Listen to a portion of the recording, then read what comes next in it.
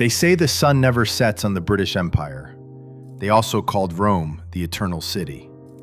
Both statements turned out to be false advertising. At their peaks, these were the two greatest superpowers the world had ever seen. They built roads, wrote laws, and convinced themselves they were the end of history. And then, they both collapsed. But they didn't just fall. They tripped, stumbled, and face-planted into the history books in a spectacular display of incompetence, arrogance, and mismanagement. We are not asking who was stronger. We are asking who had the messier breakup with reality. Which empire looked at the cliff edge and slammed on the accelerator? This is the Roman Empire versus the British Empire. Which one screwed up harder? Round 1. Economic suicide. Whose wallet hit the floor harder? The Roman economy was built on the denarius, a silver coin that was the envy of the ancient world. In the time of Augustus, it was 98% pure silver. By the reign of Nero, it had been shaved to about 80%. By the time of Marcus Aurelius, 75%. But emperors are expensive, and wars are even pricier. So starting in the 3rd century, Roman emperors had a brilliant idea. What if we just put less silver in the coin and didn't tell anyone? By the time of Emperor Gallienus in the 260s AD, it was below 5%. It was a bronze coin with a silver wash that rubbed off if you looked at it too hard. Inflation exploded. Soldiers demanded higher pay to compensate for the worthless money, which forced emperors to mint even more worthless money. They essentially printed their way into the Dark Ages. They took the world's reserve currency and turned it into scrap metal. A soldier's salary bought less bread in 270 AD than a beggar could afford in 100 AD. It was a centuries-long Ponzi scheme run by the government. Now, Britain. In 1945, Britain had won the war but lost the wallet. They were bankrupt. To keep the lights on, they took a massive loan from the United States and Canada. The Americans added a condition. Britain had to make the pound sterling convertible to dollars within a year. In 1947, they tried it. It is known as the Sterling Crisis. The moment the pound became convertible, everyone who held British money, from foreign governments to private traders, dumped it for dollars. Britain burned through its entire loan, which was supposed to last years, in just 37 days. 37 days. They had to suspend convertibility, humiliating the government and proving to the world that the empire was running on fumes. Rome ruined its currency over a century. Britain bankrupted itself in a month. It was economic suicide on a national scale, fueled by the delusion that they were still the world's banker. Britain takes round 1. Rome's inflation was a slow bleed. Britain's was a speed run. 1-0 Britain. Round 2. The fire sale. Who sold out their people cheaper? In 193 AD, the Roman Emperor Pertinax was murdered by his own bodyguards, the Praetorian Guard. Standing over the emperor's body, the guard did something incredible. They announced that the position of Roman emperor was for sale to the highest bidder. 2 men actually showed up to bid. Didius Julianus won by promising 25,000 sesterces to every single soldier. He literally bought the world. It was the moment political legitimacy died. If the throne is just an item at an auction, the empire isn't a state anymore. It's a garage sale. Julianus lasted 66 days before being executed, which is a terrible return on investment. Britain didn't sell the throne, but they did auction off their responsibilities. Let's talk about the partition of India in 1947. Britain decided it was time to leave India.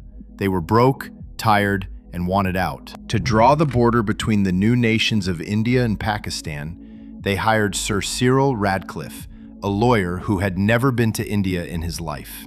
He was given 5 weeks. 5 weeks to divide a subcontinent of 400 million people, with centuries of complex religious and ethnic history. Radcliffe drew a line on a map, packed his bags, and destroyed his papers before leaving. He reportedly refused his fee of £3,000. The man who drew the line was horrified by his own line. The result was immediate chaos. 14 million people were displaced, fleeing across the new borders in trains that arrived full of corpses. An estimated 1 million people died in the resulting violence. Britain didn't auction the empire for money. They sold it out for a quick exit. The Praetorians were greedy. The British were criminally negligent. That is not decolonization. That is a resignation letter written in blood. Britain takes round 2. Julianus hurt the dignity of the office. Radcliffe's line killed 1 million people because he was in a hurry. 2-0, Britain. Round 3. Military humiliation. Who surrendered their dignity first? Rome had many defeats, but one stands out. In 260 AD, Emperor Valerian marched east to fight the Persians. He didn't just lose, he was captured alive by King Shapur I. For the rest of his life, the Emperor of Rome was used as a literal footstool. Whenever Shapur wanted to get on his horse, he stepped on the back of the Roman emperor. When Valerian eventually died, legend says his skin was flayed, dyed red, and stuffed with straw to hang in a Persian temple. It was the ultimate degradation. The man who represented Roman power was reduced to furniture. Now Singapore, 1942. The worst disaster and largest capitulation in British history, according to Winston Churchill. General Arthur Percival had 85,000 men in Singapore, a fortress island deemed impregnable. The Japanese attacked with roughly 35,000 men, many on bicycles. The British had the numbers, they had the supplies. What they didn't have was a plan for someone attacking from the land side. The guns were famously pointing out to sea, and while they could turn around, they had the wrong ammunition for land targets. But the real failure was the water supply. The Japanese captured the reservoirs, leaving a city of 1 million people with less than 24 hours of water. Percival surrendered 80,000 troops to a force less than half his size. It wasn't just a defeat, it was a psychological collapse. It proved that the white man's invincibility was a myth. Valerian was outmaneuvered by a great king. Percival was beaten by bicycles and thirst. Britain takes round 3. Being a footstool is tragic. Losing a fortress to an army on bikes is embarrassing. 3-0 Britain. Round 4. Treatment of guests. Who was colder to the vulnerable? In 376 AD, the Goths appeared at the Danube River. They were refugees fleeing the Huns, begging for asylum. Emperor Valens let them in. But Roman local commanders saw an opportunity for profit. Instead of feeding the refugees, they starved them. They famously offered to sell dog meat to the starving Goths, at the price of 1 child per dog. The Goths, understandably, rebelled. At the Battle of Adrianople, they annihilated the Roman army and killed Emperor Valens. Rome created the army that would eventually sack it, all because they wanted to make a quick buck selling dog meat. Britain had the Mau Mau Uprising in Kenya in the 1950s. To put down the rebellion, the British declared a state of emergency. They detained hundreds of thousands in camps and forced over 1 million more into wire-surrounded villages, a system former colonial officers compared to gulags. Widespread torture, castration, and abuse took place. But the real screw-up was the cover-up, Operation Legacy. As the empire collapsed, British officials frantically burned and fed tons of files into incinerators to hide the evidence of their atrocities. They knew what they did was indefensible. Rome's cruelty was stupidity. They provoked an army inside their own borders. Britain's cruelty was bureaucratic malice. They tortured their subjects and then tried to delete the browser history. Rome takes round 4. Britain was evil, but Rome was suicidal. Trading children for dog meat to the people holding swords is a special kind of stupid. 3-1. Round 5. The exit strategy. Whose goodbye was more awkward? In 410 AD, the Goths were marching on Rome. The cities of Britain, terrified, sent a letter to Emperor Honorius asking for help. Honorius replied with a letter famously telling them to look to their own defenses. He essentially ghosted an entire province. There is a story from the historian Procopius that when Honorius was told, "Rome has perished," he panicked, thinking they meant his favorite chicken, which was named Rome. When the servant clarified it was the city, he was relieved. "I thought my foul Rome had perished," he reportedly said. Whether true or not, it perfectly captures the detachment of the late empire. Britain's exit strategy was the Suez Crisis of 1956. Egypt nationalized the Suez Canal. Britain, wanting it back, hatched a secret plot with France and Israel to invade and seize it. They lied to the Americans. They lied to the UN. They lied to Parliament. The invasion worked militarily, but politically, it was a disaster. President Eisenhower was furious. He threatened to sell off US reserves of the British pound, which would have collapsed the British economy overnight. Britain, humiliated and broke, had to back down and withdraw. It was the moment the world realized Britain was no longer a superpower. They tried to act like Rome and got sent to their room by the new emperor in Washington. Britain takes round 5. Honorius was useless. Eden was delusional. Trying to play empire when you're living on an allowance is just sad. 4-1. Round 6. The killing blow. Who accepted the end with less dignity?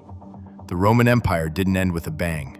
It ended in 476 AD when a barbarian general named Odoacer simply decided they didn't need an emperor anymore. He deposed Romulus Augustulus, a literal child, and sent him to a villa in Campania on a generous pension. "We're good," he basically said. Rome faded away. Its infrastructure crumbled, but the transition was surprisingly gentle. The kid who lost the Roman Empire was given a retirement package. It was a tragedy of lost civilization, but it wasn't a bloodbath. The British Empire ended because it simply wasn't profitable anymore.